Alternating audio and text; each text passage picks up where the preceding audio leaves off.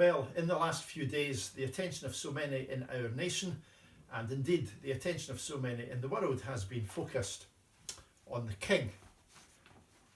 I have here with me a Union Jack flag with a picture of the King on it. For so long we spoke about the Queen, and still we are inclined to speak about Prince Charles, but he is our King, and at the weekend he was crowned. The New Testament exhorts us to pray for kings, and so we would pray for him. Pray for him personally, and pray for him officially, the role that he will now play in our nation's life. With all that in mind, the King, a coronation, a reign, I thought it would be appropriate to consider some good kings in the Bible. So let's turn to the second book of Chronicles and we'll read some verses. 2 Chronicles, and we'll begin in chapter 14. 2 Chronicles 14 and verse 2. And Asa did that which was good and right in the eyes of the Lord his God. Asa is then followed by Jehoshaphat, and at the end of his story, there's a verse in chapter 20, verse 32. Jehoshaphat walked in the way of Asa his father, departed not from it, doing that which was right in the sight of the Lord. So Asa and Jehoshaphat. And then in chapter 24, verse 1, Joash, 7 years old when he began to reign. Verse 2, he did that which was right in the sight of the Lord.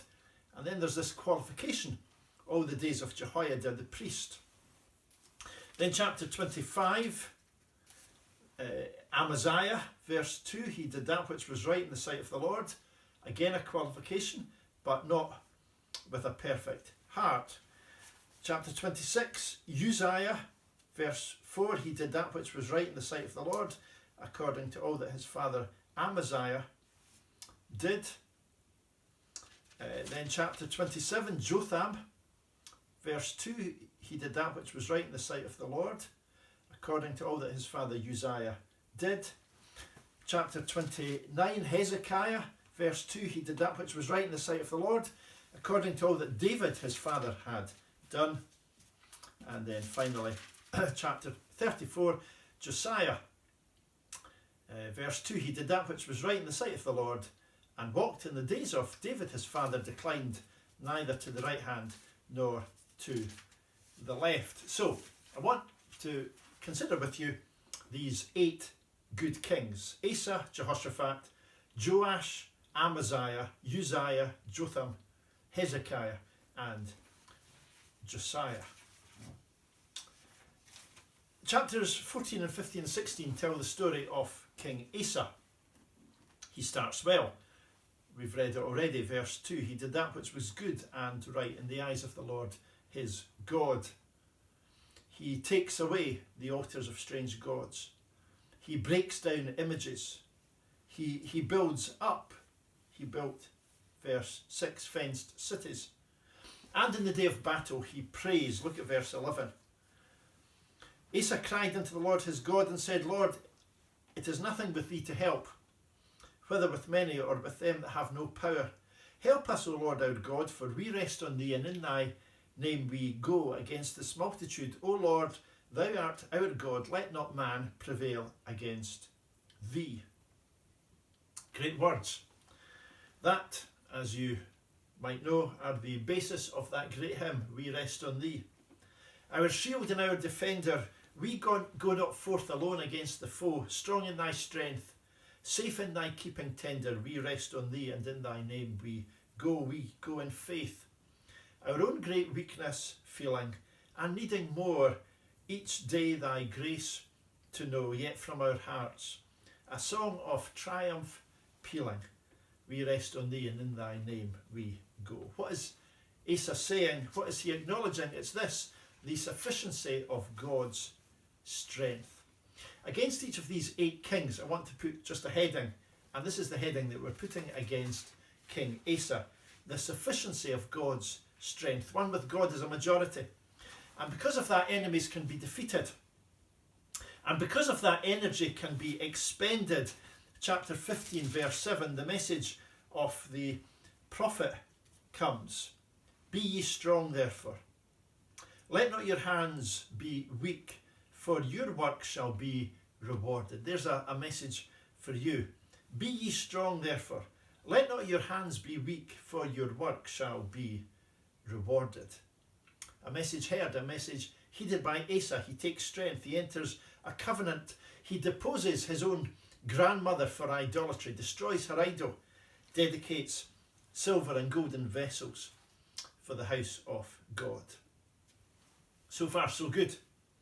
But sadly, this king who had previously relied on the Lord then relies on the king of Syria, and when rebuked by a seer, there is on his part no repentance, rather rage.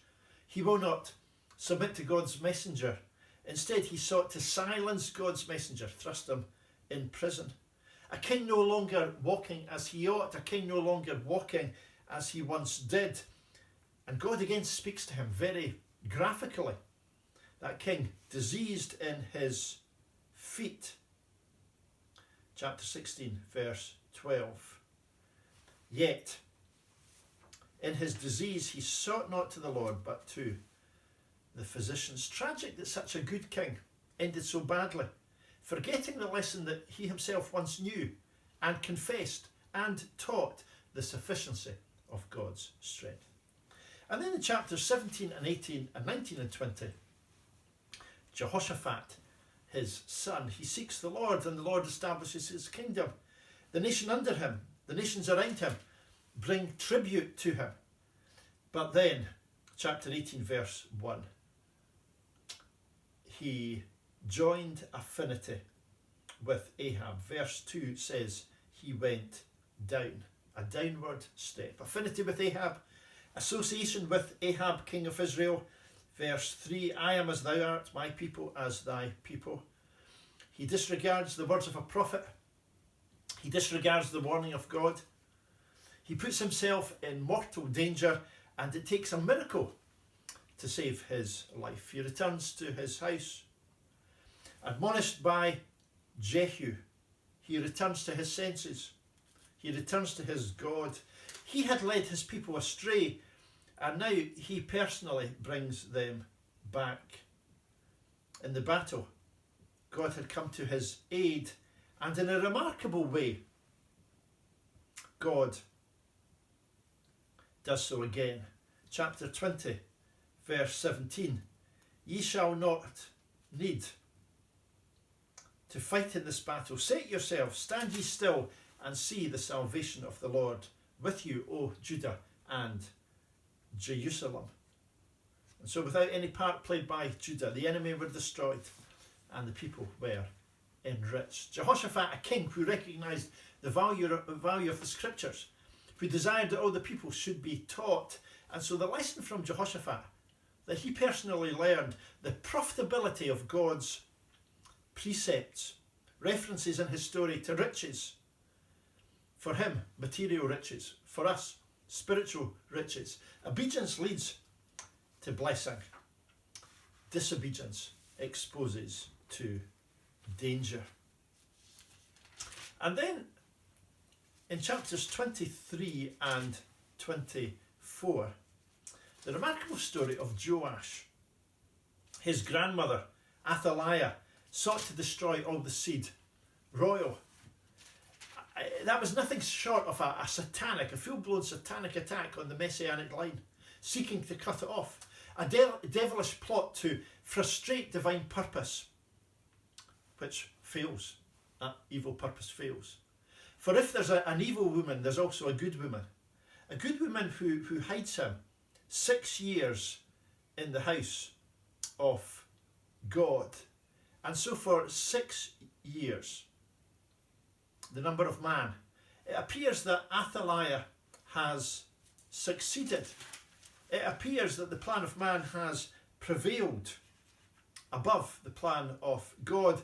It appears that earth is successful and heaven has failed. That's the appearance. But in the seventh year, that wicked queen is slain. And what was previously known only to a few now is seen by the many. The security of God's purpose. The security of God's purpose. Joash chapter 24 verse 1. He was 7 years old when he began to reign. And so Joash, the object of the Lord's care, preserved as a boy and well guided as a man. Chapter 24 verse 2. He did that which was right in the sight of the Lord. But then this qualification, all the days of Jehoiada, the priest. One writer says those are ominous words. The king had, as it were, a second-hand faith. His convictions were not his own, but those of the priest. Jehoiada dies, chapter 24, verse 16. And he was buried among the kings, because he had done good in Israel, both toward God and toward his house. A glowing tribute, a grand epitaph. And then Joash departs from the truth. Prophets are sent to bring him back, and he will not listen. Zechariah, the son of the priest to whom he owed everything, Zechariah rebukes him, and on the king's command, he is stoned with stones. The dying words of Zechariah, chapter 24, verse 22, the Lord look upon it and require it. And so he did. Joash was slain by his servants in his own bed. What more could God have done? He had actually prolonged Jehoiada's life, prolonged it so long. That man died at the grand old age of 130, to give Joash every opportunity to be helped and blessed. And we have a contrast in the story between the instability of the king and the stability of the Lord. The lesson again, however, the security of God's purpose. The security of God's purpose. In the 7th year, chapter 24, verse 1. At the time of completion, at the time of perfection, that purpose will be made clear. And then in chapter 25, Amaziah, verse 2, he did that which was right in the sight of the Lord, but not with a perfect heart. He's a strange character. He slays the servants who slew his father, but slew not their children. That was commendable. That was complying with the law. And then he amasses an army. There's 100,000 men from Israel, chapter 25, verse 6. Now these men are not volunteers, they're mercenaries. He hired them for 100 talents of silver. Verse 7, a man of God comes to him. Take not Israel's army with thee. If you do, you'll face defeat. Listen to his question, verse 9. But what shall we do for the 100 talents which I have given to the army of Israel? In other words, a price had already been paid, and that price was not refundable. The money had been spent, and if those services were not used, then in a sense, he felt that money had been squandered. Do you see the king's point? Do you understand the king's dilemma? A conflict between the talents that he had spent and the truth that has now just been spoken. The age-old conflict between riches and righteousness, between profit and principle, between gold and God. Listen to the response. Chapter 25, verse 9. The Lord is able to give thee much more than this. Now, to the king's credit, he hearkened to that message that was given. The mercenaries were dismissed, and without them, a mighty victory was won. Having embarked upon the wrong pathway, he was then wise enough to change direction. But it's solemn to see from his story that having embarked upon the wrong pathway, though he changed direction, certain consequences flowed. Those he had hired became angry and fell upon cities of Judah. But what about the 100 talents of silver? Such a vexing waste.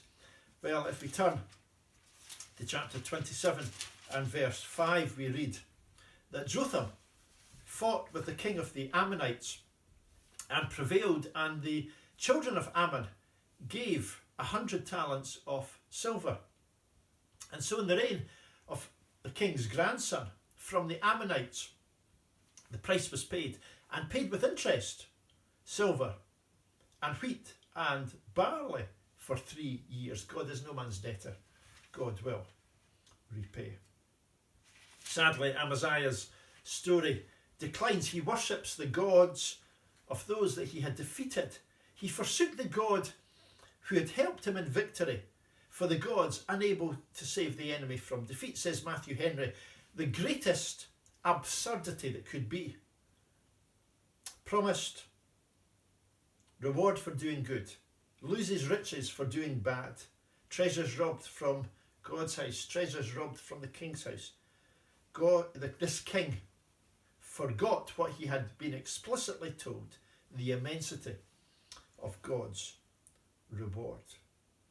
And then in chapter 26, Uzziah, the story, divides into two.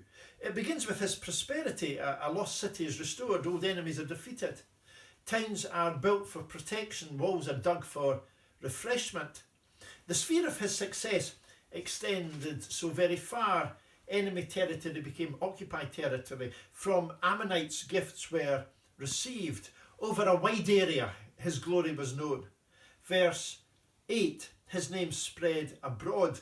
Verse 15, his name spread far abroad, for he was, look at this expression, marvellously helped. Verse 16, but when he was strong, his heart was lifted up to his destruction. And so his story is this, his prosperity and then his pride, his success and then his sin.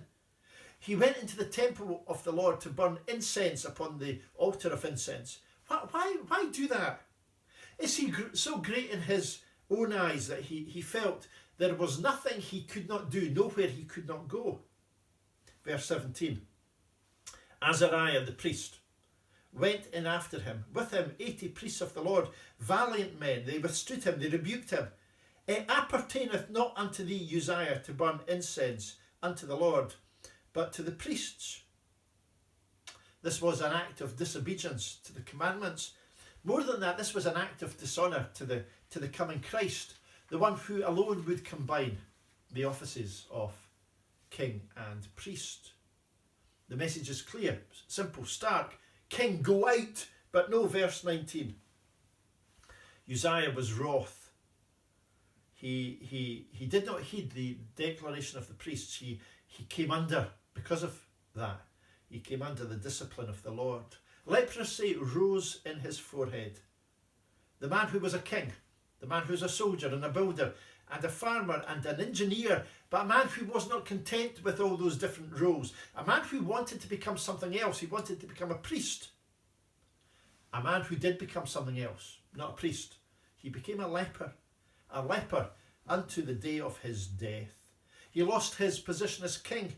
He had to watch his own son take control. He lost the privileges he once had. He was cut off from the house of the Lord. And even in death, last verse of chapter 26, even in death, they said, he is a leper. Not he was, he is a leper. To again quote Matthew Henry, his disgrace survived him. What's the lesson? It's this, the seriousness of sin. What's the lesson? The indisputability of God's truth. The king and the priests and all the people knew he was a leper. And then in chapter 27, Jotham, he is the only king against whom no criticism is levelled. He dies young, at just the age of 41. But you know, better to live well than to live long. Better to die a young man in honour than to die an old man in disgrace. Jotham, a man who built cities in the mountains, castles in the forests. But before all that, verse 3, he built, or maybe rebuilt, the high gate of the house of the Lord. The high gate led from the house of the king to the house of the Lord. Says one writer, one commentator, he wanted free access from his own house to that of the Lord. Verse 6, so Jotham became mighty because he prepared his ways before the Lord his God. Can we call this lesson? The intimacy, the intimacy of God's presence. There is blessing for those who love to come where the Lord is found. And then chapters 29 and 30 and 31 and 32 tell the story of Hezekiah. Verse 2, 29 verse 2, he did that which was right in the sight of the Lord. And he did that which was right very quickly. Verse 3, the first year of his reign, the first month. Verse 17 speaks about the first day of the first month. Verse 20 says, Hezekiah the king rose early. So early in his reign and early in his day, he was characterised by zeal for the Lord, demonstrating in a very graphic way the principle of Matthew 6 and 33, seek ye first the kingdom of God. If I want to do what's right, then why not do what's right now? Why not do what's right away? His reign, the reign of Hezekiah, characterised by sanctification, by sacrifice, by song. Sanctification of the house, the filthiness was removed, the uncleanness was destroyed. Vessels cast away by Ahaz were returned by his son. Sanctification, sacrifice, song.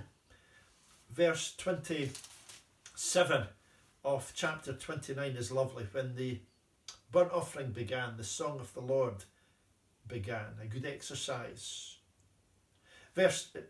Chapter 30, celebration of the Passover, unification of the people. Verse 5, throughout all Israel, from Beersheba even to Dan, beyond, way beyond the confines of the two tribes, a proclamation, an invitation to keep the feast in the city. And many there were who responded to that invitation. Verse 26, verse 27, great joy in Jerusalem, joy on earth and joy in heaven. Their prayer came up to his whole dwelling place, even unto heaven. Joy on earth and joy in heaven. Blessing on earth and blessing from heaven because of this good king who repaired the house, who restored the Passover, who removed the idols, who regathered the tithes. A king of piety, a king of prayer, a king of prosperity, a king of power, a king in whose reign, a king through whose reforms revival came to the land. Someone has described him as Judah's greatest king in terms of his trust in God. And that's true. The enemy sent a letter. Hezekiah spreads that letter before the Lord. He's sick unto death and he prays unto the Lord in the problems of life, public and personal. He takes everything to God in prayer and he discovers, here's our heading for Hezekiah, the reality of God's care. And then in chapters 34 and 35, the last king in our consideration, the lovely story of Josiah. Now, you'll see that we are not far from the end of the book. So we're almost at the end of the book. And we're almost at the end of the line. We'll, in fact, soon be out of the land, but in Josiah's day, reformation, restoration, recovery, and revival. Josiah did not have the best of starts. He was the son of Ammon. And he did not live in the best of days, but he saw and he himself brought blessing. And of him it is said, 2 Kings 23 and 25, like unto him was there no king before him, neither after him arose there any like him. Different from all the others, distinguished above all the others. We've got lovely verses in his story. Chapter 34, verse 2, we read it. Did that which was right in the sight of the Lord, declined neither to the right hand nor to the left. Verse 3, while he was yet young, he began to seek after the God of David his father. Look at verse 14 and 15. Hilkiah, the priest, found a book. He says this, I have found the book of the law in the house of the Lord. verse 18, the scribe tells the king, Hilkiah the priest hath given me a book. Verse 19, it came to pass when the king had heard the words of the law, he rent his clothes. Verse 23, there's a message from a prophetess. Thus saith the Lord God of Israel, tell ye the man that sent you to me. Thus saith the Lord. Verse 26, as for the king of Judah, so shall ye say unto him, Thus saith the Lord God of Israel, concerning the words which thou hast heard, because thine heart was tender, thou didst humble thyself before God, when thou heardest his words against this place, and against the inhabitants thereof, and humblest thyself before me, and didst rend thy clothes, and weep before me. I have even heard thee also, saith the Lord. Behold, I will gather thee to thy fathers, thou shalt be gathered to thy grave in peace. Neither shall thine eyes see all the evil that I will bring upon this place and upon the inhabitants of the same. So they brought the king word. Again,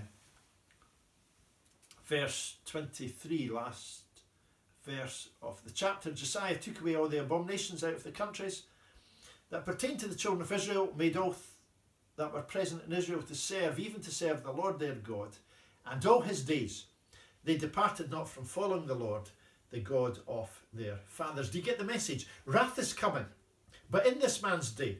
Wrath is coming, but during this man's time,